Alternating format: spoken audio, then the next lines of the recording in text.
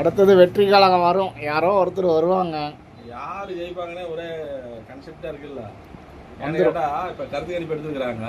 கருத்து கணிப்பு எடுத்ததுல வந்து எல்லாமே விஜய் தான், எல்லாமே விஜய் விசிலுங்கிறாங்க அப்படிங்கிறாங்க. கருத்து கணிப்பு எடுத்துருக்கிறாங்க. கருத்து கணிப்புல வந்து திமுக வந்து அதிக இடத்துல வர மாதிரி சொல்லிட்டு இருக்கிறாங்க. இப்போ நானே இருக்கிறேன். இப்போ நான் வந்து உங்கள்கிட்ட ஒரு கருத்து கேட்குறேன். ஒரு பத்திரிக்கையாளர் வந்து ஒரு கருத்து கேட்குறாரு, நீங்கள் யாருக்கு ஓட்டு போட்டீங்கன்னு. சாதாரண மனசில் என்ன சொல்லுவாங்க, ஒன்று அதிமுகவுக்கு போட்டேன் இல்லை திமுகவுக்கு போட்டேன்னு சொல்லுவாங்க. மாற்றியே போட்டிருந்தாலும், எப்படி நான் சொல்கிறது, அவங்க மாற்றியே போட்டிருந்தாலும் ஒன்று அதிமுக ஓட்டு போட்டேன் இல்லை திமுக ஓட்டு போட்டேன்னு சொல்லுவாங்க. ஏன்னா அந்த ஊருக்குள்ளே இருக்கிறத வார்டு கவுன்சிலர்லேருந்து எல்லாருமே, செயலாளர்லேருந்து எல்லாரும், ஒரு மெம்பர்லேருந்து எல்லாமே வந்து அந்த கட்சி 2 கட்சி சார்ந்தவங்க தான் யாரோ ஒருத்தர் இருக்கிறாங்க. அப்படிங்கிறப்ப நான் இந்த கட்சிக்கு போட்டேன் அந்த கட்சிக்கு போட்டேன்னு சொல்லிட்டு, புது கட்சிக்கு வந்தது போட்டேன்னு சொல்லிட்டு, நாளைக்கு ஏதோ ஒரு நல்லது கெட்டதுக்கு போய் கேட்கும்போது அங்கே என்ன பதில் சொல்லுவாங்க, நீதான் அந்த கட்சிக்கு போட்டே போ அங்கேயே போய் வாங்கிக்கன்னு சொல்லுவாங்க, சொல்ல மாட்டாங்களா? அதுக்கு பயந்துட்டாவது மக்கள் வந்து தன்னுடைய கருத்தை வந்து நம்ம அந்த அதாவது மாற்றியே போட்டிருந்தா கூட அவங்க என்ன சொல்லுவாங்க, இல்லைப்பா நான் அதுக்கிட்ட அதிமுக தான் போட்டேன் இல்லை திமுக தான் போட்டேன் இப்படிதான் சொல்லுவாங்க. இல்லையா? இதுதான் நடந்த உண்மை, நடைமுறையா அதுதான், நடைமுறையா அதுதானே. அது இல்லையே மறுக்க முடியுமா?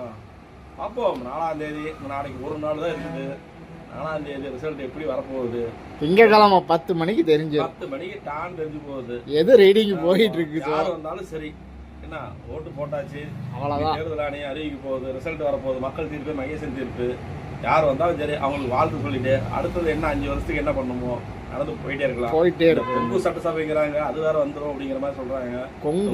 கொங்கு சட்டசபைனா வந்து பெரும்பான்மை யாரும் இல்லாம, எந்த கட்சியுமே ஒரு பெரும்பான்மை இல்லாம யார் ஆட்சியமைக்க முடியாம போயிடுச்சுன்னா அது ஒரு பெரிய இதான். அப்புறம் ஜனாதிபதி ஆட்சி, கவர்னர் ஆட்சிங்க அந்த மாதிரி கொண்டு வந்து மறுபடியும் அது ஒரு 6 மாதம் வரைக்கும் மறுபடியும் தேர்தல்.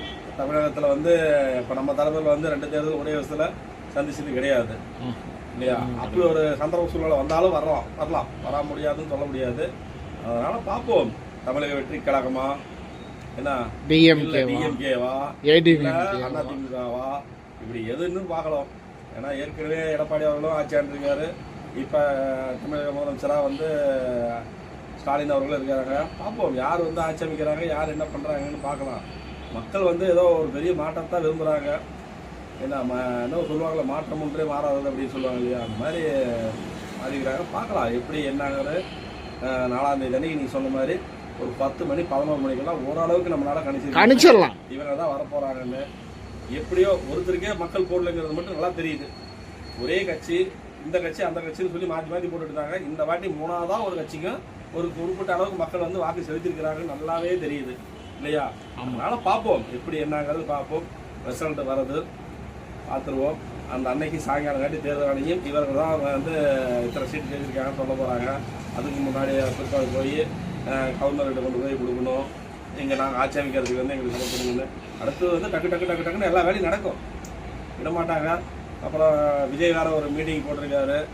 அதில் வந்து என்ன சொல்லிருக்காருன்னா, தன்னுடைய கட்சிக்காரர்கள்லாம் வந்து எந்த காரணத்தை கொண்டு மற்ற மாற்று கட்சிக்காரர்கிட்ட தேவையில்லாம் ஒரு பேச்சுவார்த்தை வச்சுக்காதீங்க அப்படிங்கிற ஒரு கோரிக்கை வச்சிருப்பாடியாட்டுக்குது. அதனால் வந்து ஏன்னா இதெல்லாம் வேறு கட்சிக்காரர்கள் எடுத்துகிட்டு போய் நாம் ஆட்சி அமைக்கலாங்கிறதுக்கு வந்து ஆனால் எல்லா வேலையும் செய்கிறது தானே. அது எல்லா மாநிலத்திலையுமே நடக்குது. இந்த மாநிலத்திலேயே அது நடக்காதுங்கிறது என்ன உத்தரவாதம்? அதனால் முன்னாடியே முந்திக்கிட்டே இருந்தீங்களே, தன்னுடைய கட்சிக்காரர்களை கூப்பிட்டு வந்து நீங்கள் வந்து கட்சிக்கு வந்து ஒரு நல்ல ஒரு இதாக இருங்க, சப்போர்ட்டாக இருங்க அப்படிங்கிற மாதிரி ஒரு அறிவுரை கொடுத்துருப்பாராட்டு இருக்குது.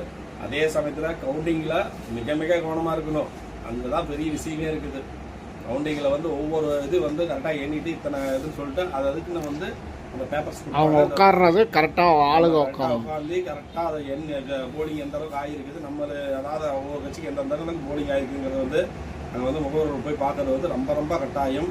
அதை வந்து மிஸ் பண்ணாமல் பார்த்தா மட்டும்தான் யாருக்கு வெற்றி வாய்ப்புங்கிறது வந்து நல்லா தெரியும். ஏன்னா சென்ட்ரலில் குளறுபடியது ஆகிடக்கூடாது. பார்ப்போம். நாளும் மாறும்.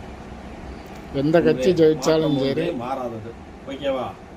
எந்த கட்சி ஜெயிச்சாலும் நன்றி, ஆமாம், வாழ்த்து சொல்லுவோம். எந்த கட்சி ஜெயிச்சாலும் அந்த கட்சி நம்பர்களுக்கு வாழ்த்து சொல்லுவோம். ஏன்னா எல்லா கட்சி சேர்ந்தவர்களும் எங்களோட நட்பு இருக்கிறாங்க. அதனால எந்த கட்சி ஜெயிச்சாலும் நாங்கள் வாழ்த்து சொல்றதுல தவற மாட்டோம்.